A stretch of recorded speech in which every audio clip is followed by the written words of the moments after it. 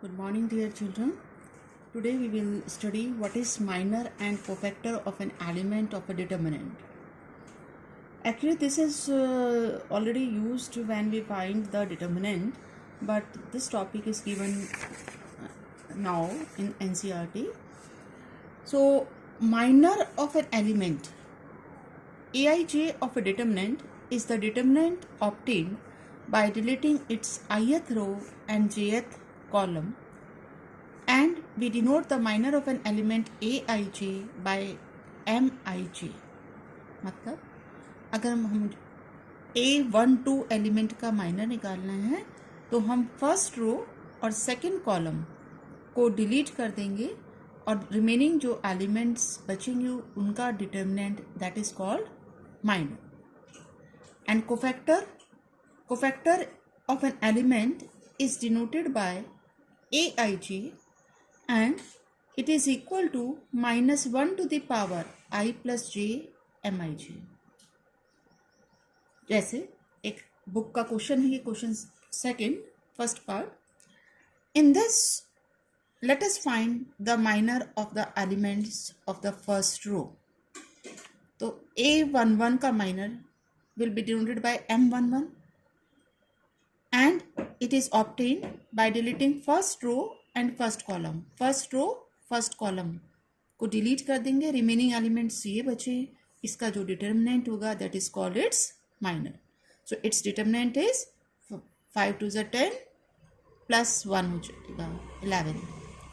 और कोफैक्टर, इस एलिमेंट का कोफैक्टर A11 होगा and it is equal to -1 to the power 1 plus 1 into M11 and M11 is 11. So it becomes 11. M12 means minor of A12 element. A12 element is this. Its minor will be obtained by deleting the first row and second column. First row, second column. Delete कर देंगे तो remaining elements 3 minus 1 0 2. इसका हम determinant निकालेंगे that is 6 minus 0 that is 6.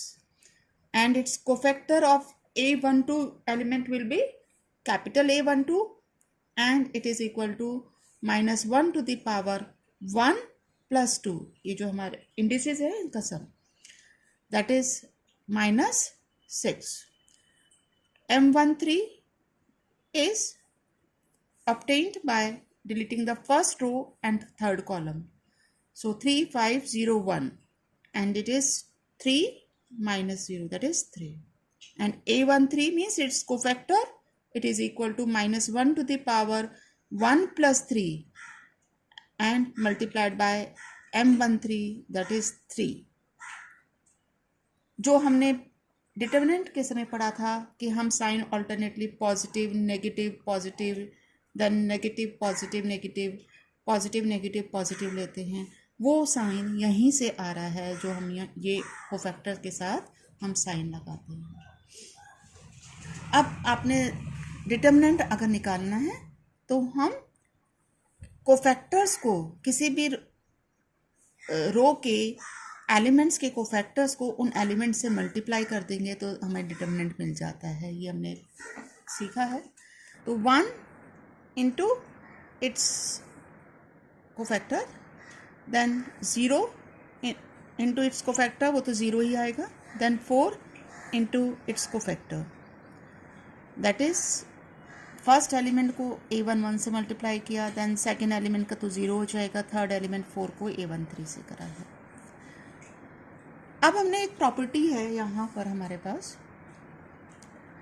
कि अगर हम किसी भी रो या किसी कॉलम के एलिमेंट्स को किसी दूसरे रो के एलिमेंट्स के कोफैक्टर से मल्टीप्लाई करेंगे then their sum will be 0. If the elements of a row और column are multiplied with cofactors of any other row और column then their sum is 0.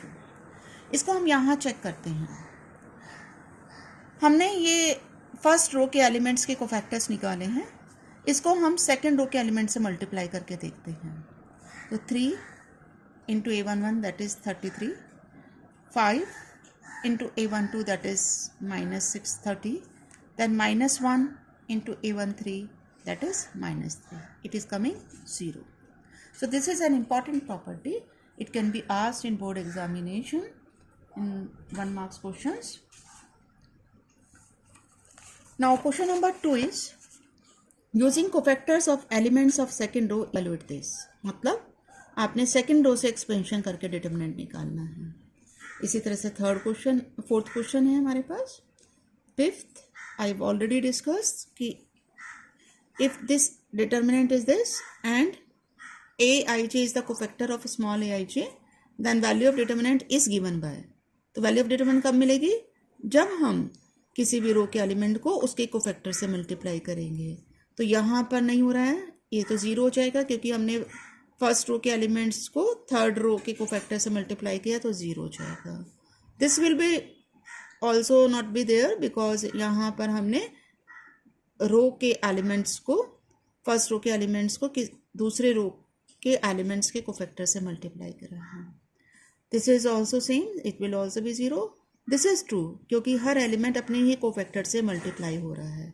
So the value of determinant is given by this. Thank you. Now complete this exercise.